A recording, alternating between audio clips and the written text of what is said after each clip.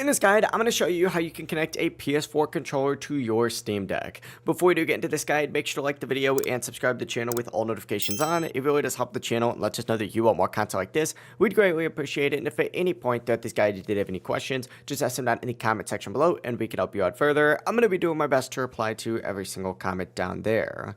Start off on the home menu, and what you're going to want to do is actually press the Steam button on the left side of your Steam Deck. And then from here, go ahead and scroll down and select Settings.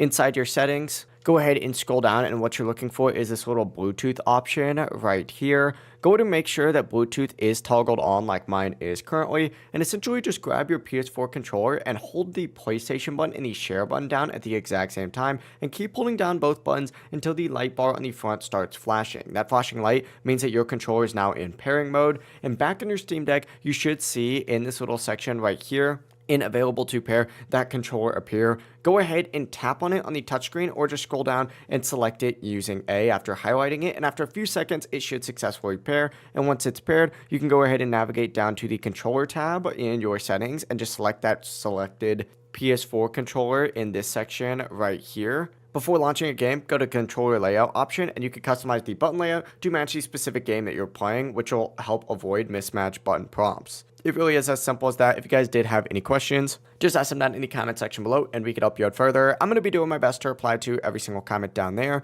Before you do leave this guide though, make sure to like the video and subscribe to the channel with all notifications on. It really does help us out. Let us know that you want more content like this. We'd greatly appreciate it. Have a great rest of your day though. Peace.